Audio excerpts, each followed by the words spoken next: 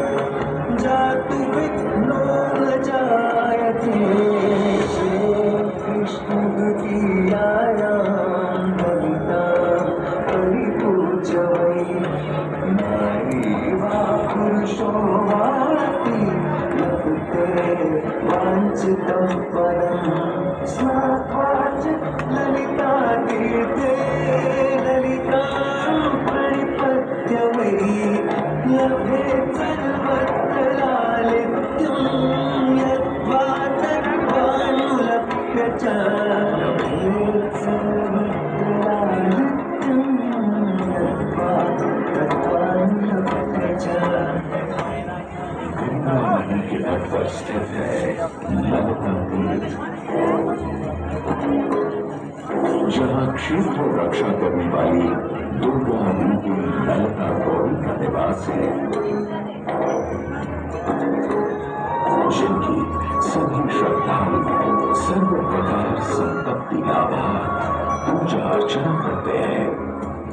इस घाट की सबसे विशेष बात यह है कि यहाँ शिव के साथ शक्ति के दर्शन भी श्रद्धालुओं को मिलते हैं।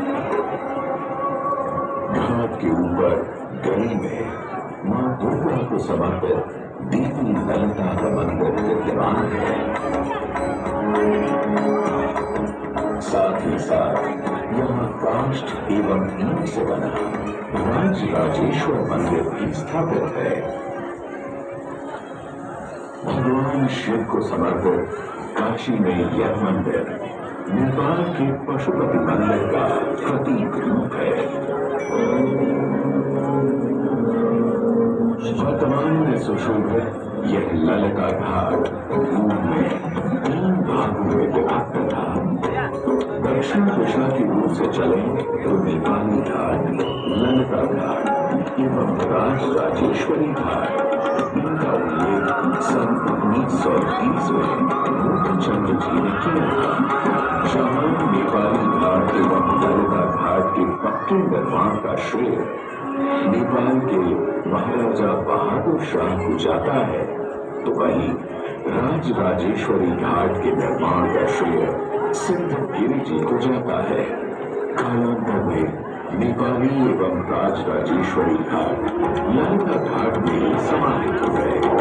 ऐसी मान्यता है कि श्रावण मास की कृष्ण तृतीया के दिन ललिता तीर्थ में स्नान कर देवी के दर्शन करने से श्रद्धालुओं की सही मनोकामनाएं पूर्ण होती हैं।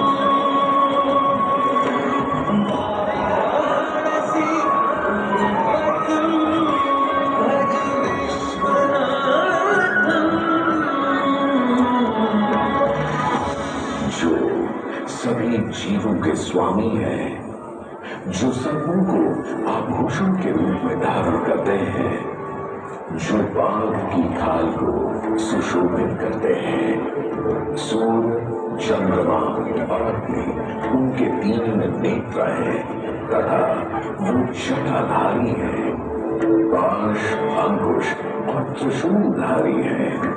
वे अपने सभी भक्तों को आशीर्वाद देकर उन्हें भय से सुरक्षा प्रदान करते हैं। ब्रह्मांड के स्वामी एवं वाराणसी के भगवान श्री विश्वनाथ की हम वंदना करते हैं। मैं आदि नगरी काशी हूँ, वही काशी जो स्वयं भगवान शिव के त्रिशूल पर विद्यमान है। सृष्टि के प्रारंभ में महादेव ने जब पृथ्वी पर अपनी दृष्टि डाली तो उन्हें एक भाग चमकता हुआ प्रतीत हुआ। उसी भाग को भगवान शिव ने काशी का नाम दिया। कालांतर में गंगा नदी के तट पर बसी इस काशी नगरी में समय समय पर अनेकों घाट विकसित हुए, जहां श्रद्धालु आकर पूजा अर्चना एवं स्नान किया करते थे। माना तो यह भी जाता है कि यह नगरी एक बहुत सुंदर वन से ढकी हुई थी, जहां पीपल, आम, बरगद, शीशम आदि के वृक्ष हुआ करते थे, जिनकी छाया में बैठ ऋषि मुनि साधु संत आनंद से तपस्या किया करते थे।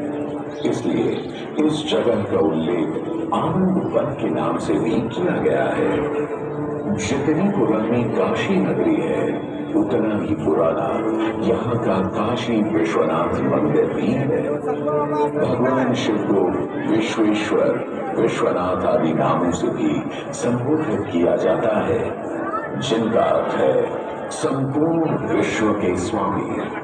किंवदंतियों की माने तो सृष्टि के आदि में जब भगवान शिव एवं मां पार्वती पृथ्वी का भ्रमण कर रहे थे, उन्हें यह स्थान बहुत प्रिय लगा। तब मां पार्वती को यहाँ कुछ समय रुकने की इच्छा हुई तो भगवान शिव अपने दिव्य रूप में यहीं स्थापित हुए। तभी से 12 ज्योतिर्लिंगों में इस मंदिर को विश्वेश्वर मंदिर के नाम से भी जाना जाने लगा, जहाँ भगवान शिव और माता पार्वती सदैव वास करते हैं। सदियों से इस पवित्र नगरी ने अनेक ऋषि मुनियों, तपस्वियों, धर्म गुरुओं आदि को अपनी ओर आकर्षित किया है। आदि शंकराचार्य एवं मंडन मिश्र ने इसी मंदिर के प्रांगण में बहुत समय व्यतीत किया। समय बदला, दौर बदला। भारत के स्वर्णिम काल पर विदेशी आक्रांताओं की नजर पड़ी, जिसे वे लूटने एवं सनातन संस्कृति को नष्ट करने के उद्देश्य से यहाँ आए। जब प्रथम बार गौरी ने आक्रमण किया, तब पृथ्वीराज चौहान ने उसे पूरी तरह पराजित किया था।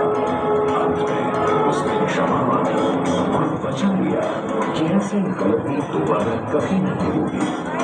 अतः पृथ्वीराज चौहान ने उसे छोड़ दिया। संभवतः यह एक दुर्भाग्यपूर्ण निर्णय था, क्योंकि अंततः गौरी ने पृथ्वीराज चौहान को धोखे से हराया। तत्पश्चात उनके साथ बहुत बुरा व्यवहार किया तथा उनकी दोनों आंखें भी निकाल दी। पृथ्वीराज की मृत्यु के उपरांत हिंदुओं का मनोबल कमजोर पड़ गया, जिसके परिणाम स्वरूप आतताइयों ने अन्य मंदिरों के साथ साथ विश्वनाथ मंदिर को भी क्षति पहुंचाई।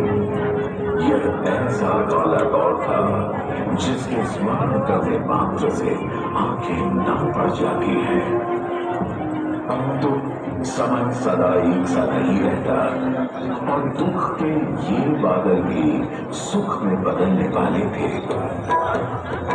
एक धार्मिक सम्मेलन में राजा टूडरमल की भेंट नारायण भट्ट से हुई। नारायण भट्ट एक बहुत धनी व्यक्ति थे, दोनों ही धार्मिक इंसान थे और नित्य प्रति भगवान की पूजा अर्चना करना अपना परम कर्तव्य समझते थे।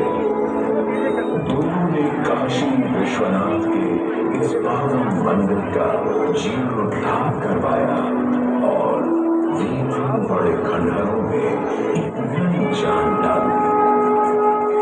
16वीं सदी में संत तुलसीदास ने यहाँ रामचरितमानस की चौपाई पढ़ा था तथा संत एकनाथ ने भी यहीं पर वाकई संप्रदाय का महान ग्रंथ श्री एकनाथी भागवत लिखकर पूरा किया था। लगभग 7वीं शताब्दी के मध्य में मराठा शासक काशी विश्वनाथ मंदिर के पुनर्निर्माण की योजना बनाई।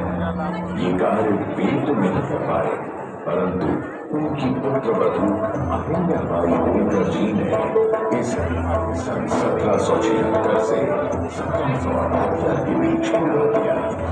वर्तमान काशी विश्वनाथ मंदिर निर्माण का श्रेय अहिल्याबाई होलकर जी को दी जाता है। इनके अलावा महाराजा रणजीत सिंह ने 1000 किलो शुद्ध सोने से निर्मित छत्र इस मंदिर पर बनवाया। जहाँ ग्वालियर की महारानी बैजाबाई ने बाबी का मंडप करवाया, तो वहीं नेपाल के महाराजा ने यहाँ नंदी की प्रतिमा स्थापित करवाई। सनातन संस्कृति को सुरक्षित रखने के लिए जिससे जो बन सका उसने वैसा किया और वर्तमान में भी यह क्रम देखने को मिल रहा है। सन 2022 में भारत के प्रधानमंत्री श्री नरेंद्र मोदी जी ने काशी विश्वनाथ मंदिर का जीर्णोद्धार एवं सौंदर्यीकरण करवा इसके स्वर्णिम कार्य को फिर से एक बार जीवंत करने का प्रयास किया।